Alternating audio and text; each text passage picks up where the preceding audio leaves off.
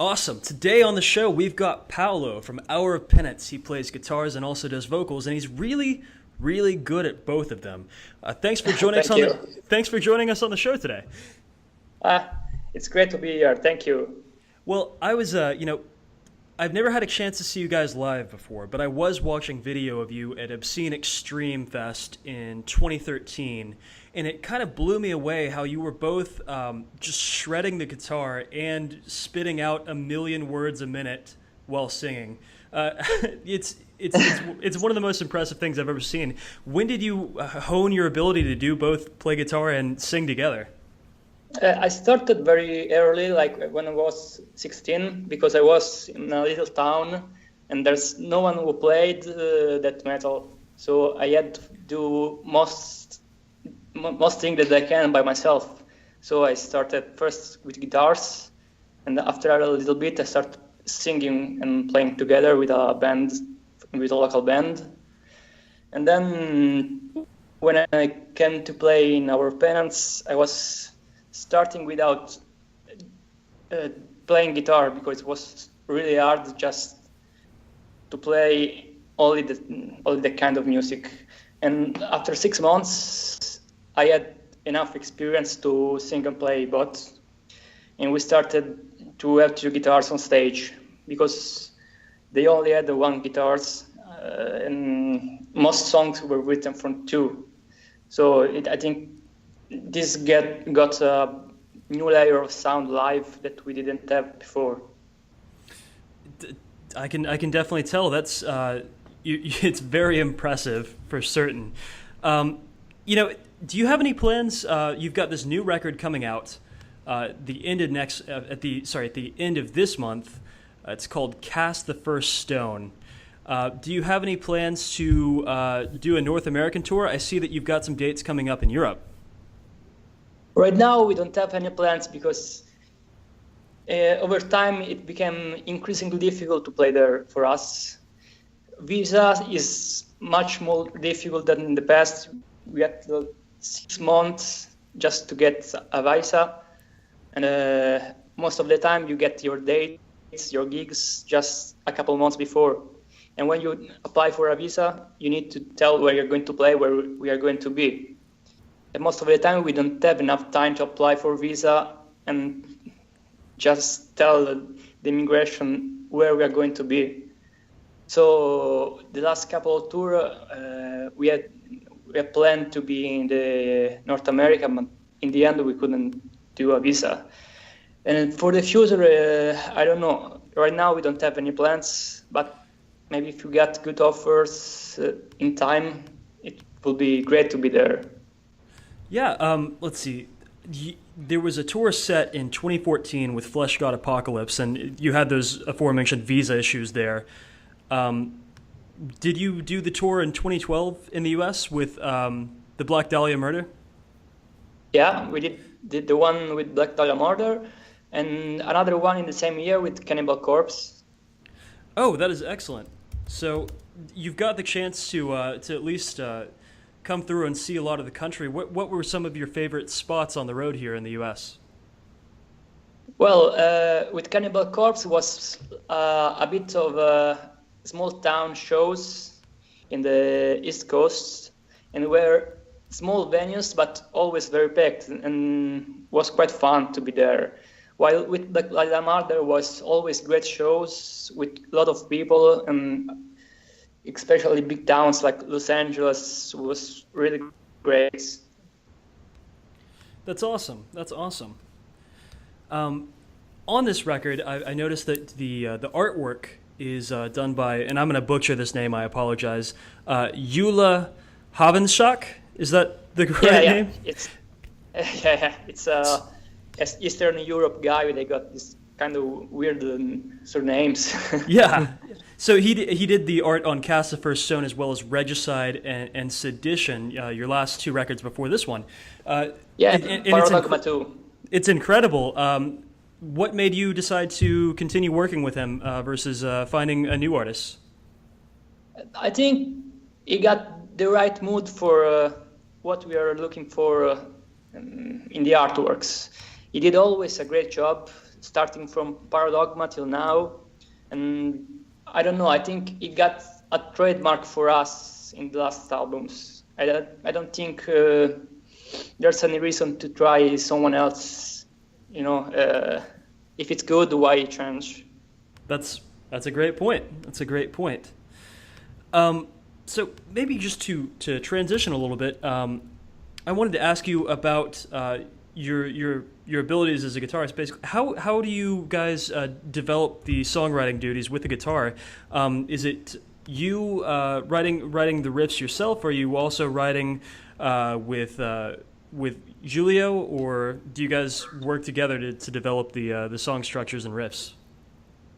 Giulio always takes care of the riffs and the music. I just help him if there's some structures that could get maybe a little different, or maybe some, in the new album we added some keyboards and some little arrangements with guitars, some melodies, but most of the music is done by Giulio.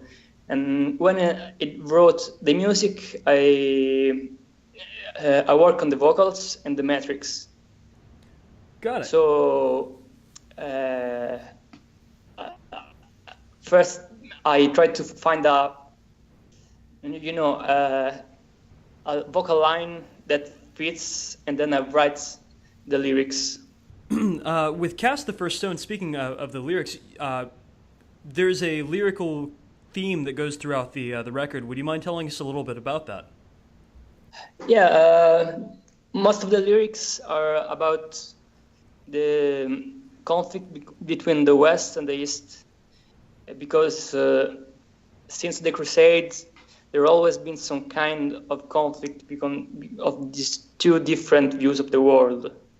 And I think in the last 3 centuries, in the West, we got rid of religion and made clear that reason is what must lead the man, the state, and not religion.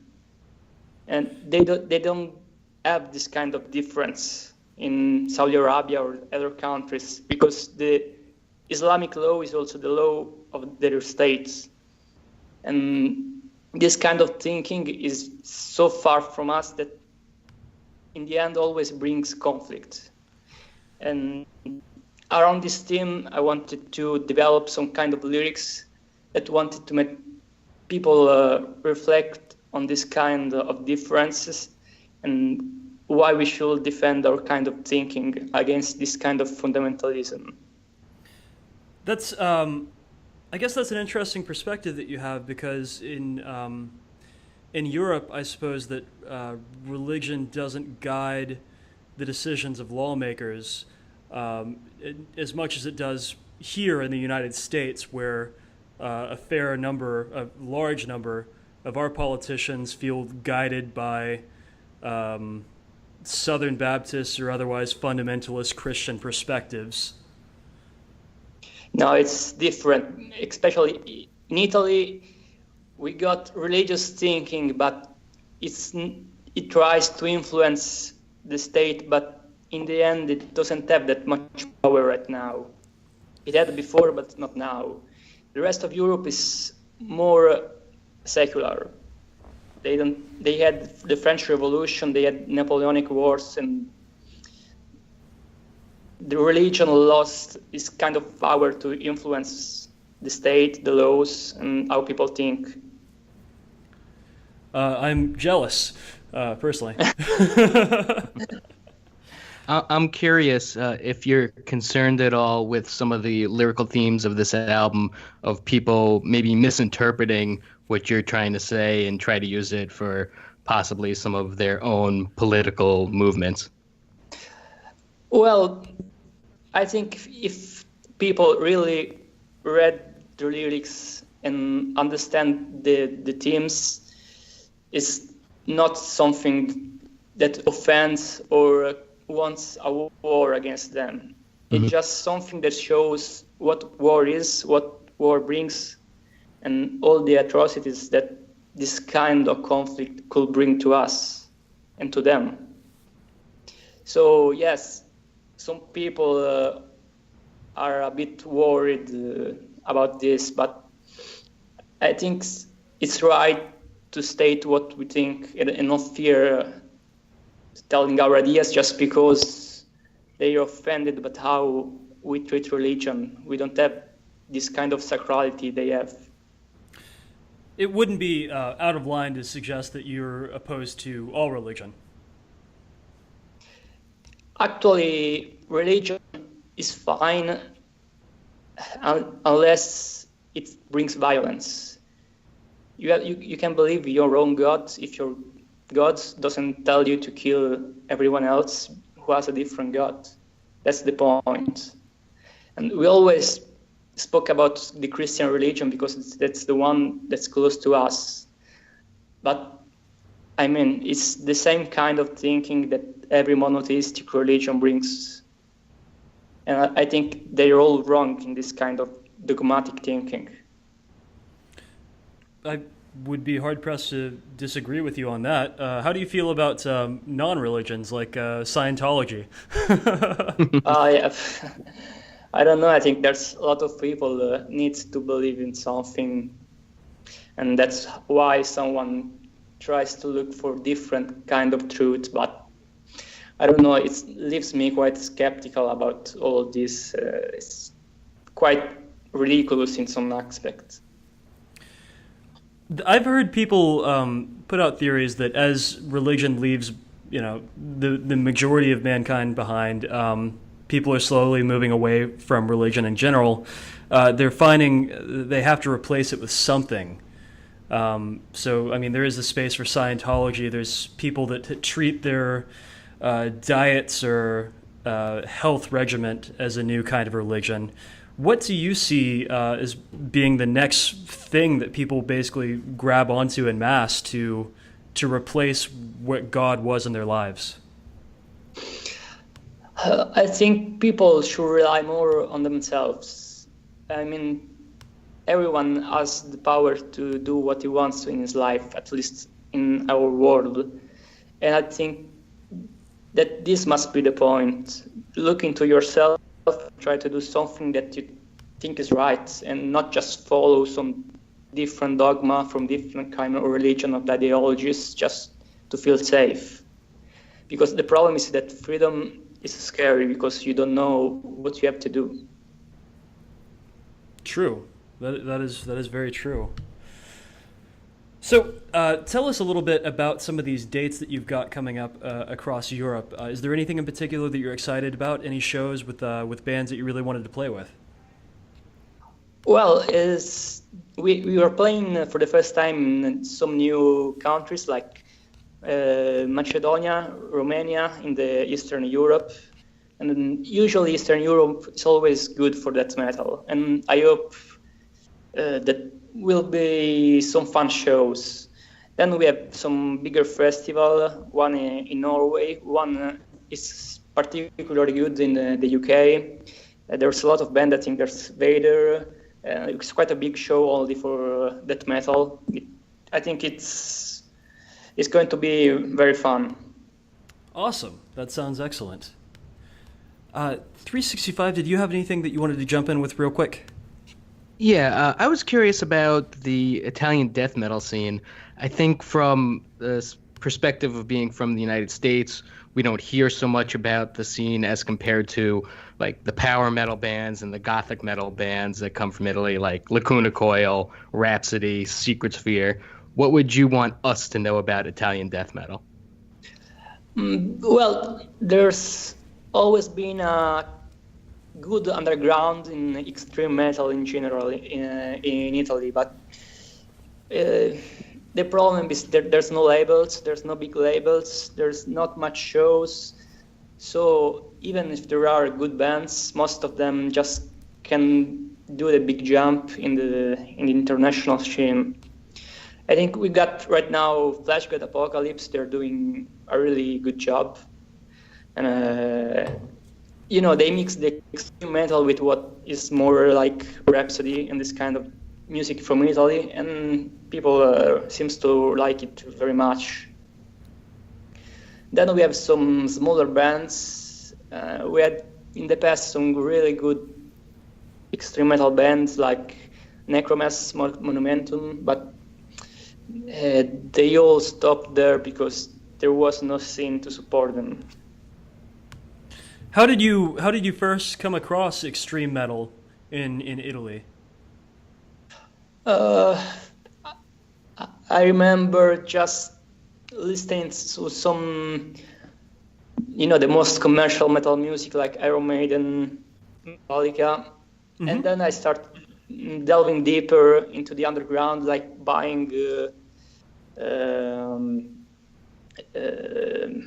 newspaper about metal or the first webzine that were coming out in the first days of internet, and from there I just started knowing more about the extreme metal scene. What was the first extreme metal band that you listened to, and you just thought, yes, this is the thing that makes sense? Yeah. Well, I think the first band was Death. I think the first band I really liked, I started to play the songs with my guitar, starting to admire it was a really, really good band for me. It might just be my prejudice here or my preferences for music, but on your new record, I'm hearing a little bit of Bolt Thrower in the riffs. Is that something that you guys are into? Giulio likes Bolt Thrower very much. I like them too, but I don't know them very well, actually. But yeah, maybe that's something Giulio listened quite a lot. So you guys have been really, really consistent, putting out new music every just couple of years or so. How have you, do you and Giulio feel a certain creative drive to put out music that regularly, or is it just you put out a record when you feel like you've got the material that you need? This year we are 1 year late, so it's the first time we skipped the the dates. You're slacking. Yeah. Usually we just write after the new album is out. We start writing new stuff. So we have everything ready quite soon. And the album was ready a lot of time ago, but because of the label and the release times, in the end was due to 2016, but it skipped a year and went to 2017. By this time, you must have another half a record written then. No, actually, we didn't start already writing. Maybe soon, yeah. Cool. This is, just something that I like to ask when we have a guitarist on the show. Would you mind just telling us a little bit about the gear that you use?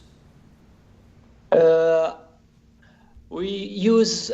I personally have a preference in a EVH3. It's like the evolution of the 5150. Oh. For the ad, yeah. And Giulio right now is using a Kemper amp. The digital one. Yeah, that's the one that can model like every amplifier. Yeah, actually, it sounds really good. It's small, it's lightweight, and you can bring it anywhere, even on the plane. We have an endorsement with ESP. We are using. I have the custom made from Wade from the Whitechapel. Giulio has the Les Paul kind of ESP. Then I have another guitar that I use all live. It's handmade here in Italy, and it's really, really heavy, good woods, and I really like it. Awesome. Is there anything that you'd like a U.S. audience to know about Italy that they might not know?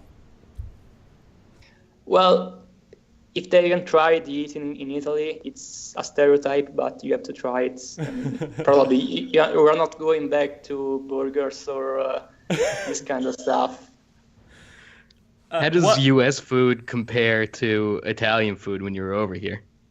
Well, the meat is good in the U.S. It's really good. It's tasty. But apart from that, everything else, it's excessive for us. Too much flavors altogether, all very a lot of fats. It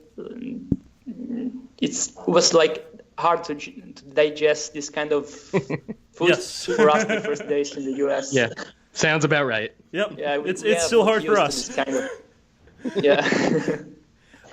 So on the road in the U.S., did you get the opportunity to try all of the various fast foods restaurants on the side of the road? Yeah, we tried the usual, McDonald's, Burger King, and also Taco Bell. A lot of fast food. We liked the Hope House of Pancakes. Oh yeah. Yep, IHOP. That one was very good. The Buffalo House. It's International House of Pancakes. It brings everybody together. Yeah. I hate to ask you. Did you try Pizza Hut? Yeah. The other guys liked it, but American pizza, it's too heavy for me to eat.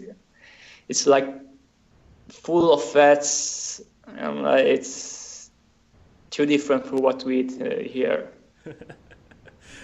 I think that's why we like it. It's just full of fat and salt. Yeah. Vocally, you manage to maintain the same kind of sound throughout your songs while cramming in a whole bunch of words. Do you do any sort of training or warm-up vocally so you're able to do it live? Well, no, the good thing you need to do is to keep your voice trained. Even if it's not every day, it's important to keep it trained once in a while. If you do just some training, it's okay. You can just start and sing. At least for me, some people are starting to do this kind of warm up or something for vocal cords, but I tried. I don't feel there's really that much different, but everyone is different in their anatomy and how they sing, so it's quite a personal choice. Awesome. Cool. Is there anything else that you would like to plug on the show today? Any information you want to get across to our listeners? Yeah, the new album is going to be out on the 27th of January. You can just listen to some previews online. If you like it, just support the scene, because that's the only way we can keep doing albums and play shows. Get support from our fans. Hell yeah. So we've included a link beneath this audio player so that you guys listening at home can pre-order this album. Everything that you need to know, you can pick up all the other records in that link below as well. So thanks so much for joining us on the show today. I think that we learned a little bit about the world. Thank you for your help, for your support, for making the band known. Thank you.